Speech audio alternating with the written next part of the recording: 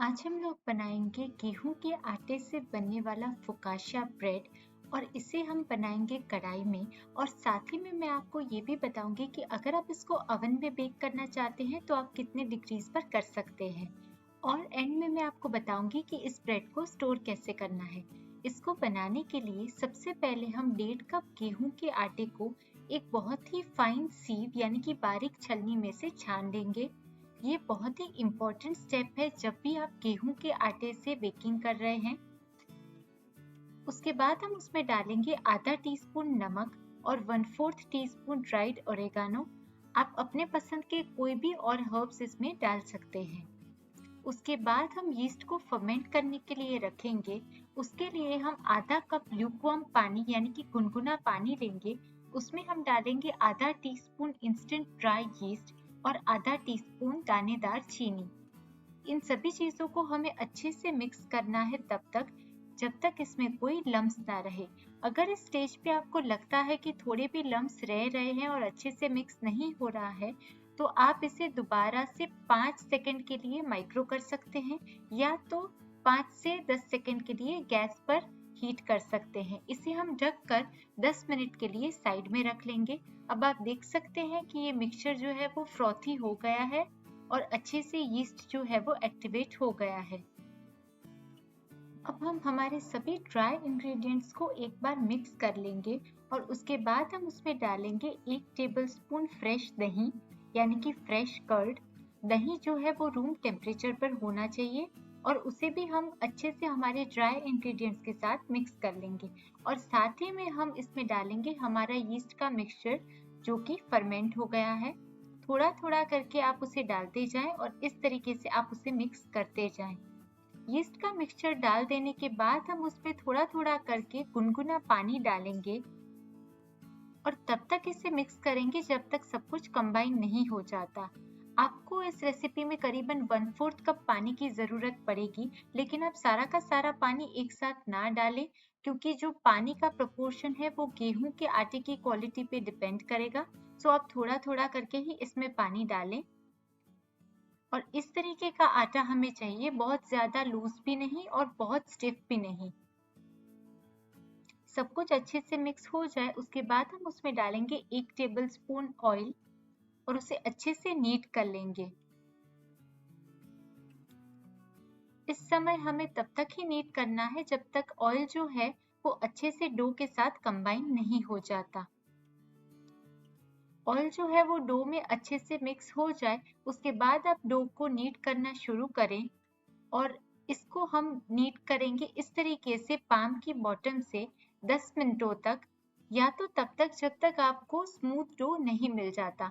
जैसे जैसे आप नीट करते जाएंगे आप ऑब्जर्व करेंगे कि डो का जो टेक्सचर है वो थोड़ा थोड़ा चेंज हो रहा है और उसकी जो इलास्टिसिटी है वो थोड़ी सी इम्प्रूव हुई है और डो आपको स्टिकी बिल्कुल भी नहीं लगेगा। क्योंकि इसमें हमने गेहूं के आटे का यूज किया है सो इसकी इलास्टिसिटी जो है वो बहुत ज्यादा नहीं आएगी, मैदे की तरह नहीं आएगी। 5 से 6 मिनट नीट करने के बाद हम उसमें डालेंगे 1 टेबलस्पून बटर।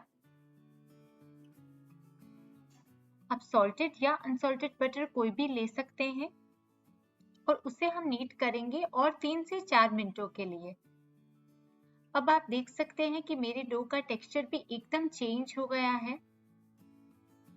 डो को हम प्रूफ होने के लिए रखें उससे पहले आप डो को इस तरीके से उसके एजेस टक इन कर लें और डो के ऊपर जो है वो आप थोड़ा सा ऑयल से ग्रीस कर दें क्योंकि उसके जो ऊपर की जो परत है वो एकदम ड्राई नहीं होनी चाहिए। और जो बोल में हम उसे प्रूफ करने के लिए रखें उस पर भी आप सभी जगहों पर ऑयल लगा लें। डो को हम कवर करके प्रूफ होने के लिए रखेंगे करीबन 1 घंटे के लिए। आप उसे किसी भी वार्म प्लेस पर रख सकते हैं या तो आप स्विच ऑफ किया हुआ माइक्रोवेव के अंदर भी उसे रख सकते हैं।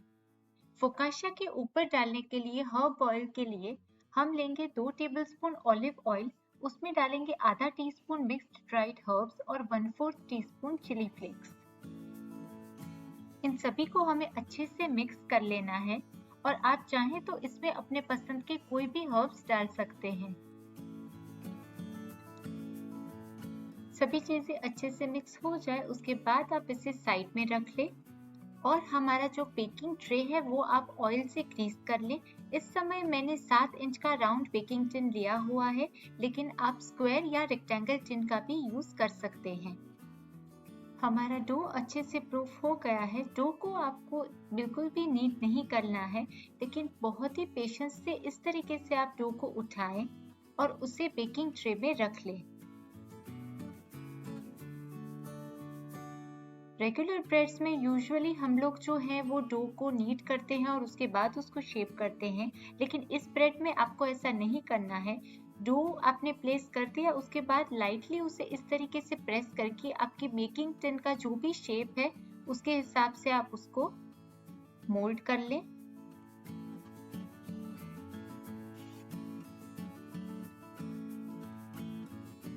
ये स्टेप हो जाए उसके बाद आप उंगलियों की मदद से इस तरीके से इस पर इंडेंट्स बना लें। ये स्टेप इसलिए जरूरी है क्योंकि फोकाशिया का जो सारा फ्लेवर होता है वो उसकी टॉपिंग में होता है। हमने जो हर्ब ऑयल बनाया है वो अंदर तक अच्छे से ब्रेड में अब्सॉर्ब हो जाए बेकिंग के टाइम पे, इसलिए ये स्टेप किया जाता है। अब हम इस पर हमारा हर्ब ऑयल पोर करेंगे और अच्छे से इवनली उसे सभी जगहों पर स्प्रेड कर लेंगे। अगर आपके पास ऑलिव ऑयल नहीं है तो आप कोई भी ओडरलेस ऑयल ले सकते हैं, लेकिन मैं रेकमेंड करूंगी कि ऑलिव ऑयल से फ्लेवर बहुत ज्यादा अच्छा आता है। ऑयल स्प्रेड कर लेने के बाद आप थोड़े से इंडेंट्स और बना ले। अगर आपको किसी भी जगह पे लग रहा है कि जो होल्स आपने बनाए थे वो फिल हो गए हैं या आपको थोड़ी सी जगह और बाकी लग रही है तो, लेकिन ये भी आपको बहुत ज्यादा लाइटली करना है। उसके बाद मैं टॉपिंग के लिए ले रही हूँ सी सॉल्ट, यानी कि सी सॉल्ट मैंने थोड़ा सा स्प्रिंकल किया है और साथ ही में मैं ले रही हूँ पिकल्ड हैलोपिनो चिलीज। इसे हम कवर करके प्रूफ करने के लिए रखेंगे 30 मिनट के लिए। कढ़ाई को प्रीहीट करने के लिए हम नमक को इस तरीके से कढ़ाई के बेस में स्प्रेड कर लेंगे। नमक उतना होना चाहिए कि कढ़ाई का जो बेस है वो कवर हो जाए और उसके बाद हम उस पर एक स्टैंड रख लेंगे इस तरीके से और कढ़ाई को हम ढक कर प्रीहीट होने देंगे मीडियम हीट पर 5 से 10 मिनटों के लिए। कढ़ाई जो है वो एल्यूमिनियम की होनी चाहिए या कोई भी थिक बॉटम्ड कढ़ाई होनी चाहिए। अब कढ़ाई में इस तरीके से आप ब्रेड टिन को प्लेस कर लें और अगेन हमें उसे कवर करके बेक कर लेना है लो से मीडियम फ्लेम पर 25 से 30 मिनटों के लिए। आप 20 से 22 मिनट के बाद अलर्ट रहें और चेक करते रहें। अगर आपको ऐसा लग रहा है कि ब्रेड जो है वो बेक नहीं हुआ है तो आप 2 से 3 मिनट के लिए और बेक कर सकते हैं। अगर आप कन्वेक्शन या ओटीजी में बेक करना चाहते हैं तो आप 200 डिग्रीज के लिए प्रीहीटेड ओवन में इसे बेक कर सकते हैं 20 से 22 मिनटों के लिए।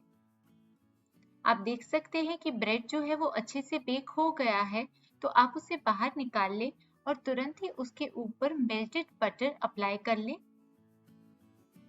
अगेन आप इस पर सॉल्टेड या अनसॉल्टेड कोई भी बटर अप्लाई कर सकते हैं।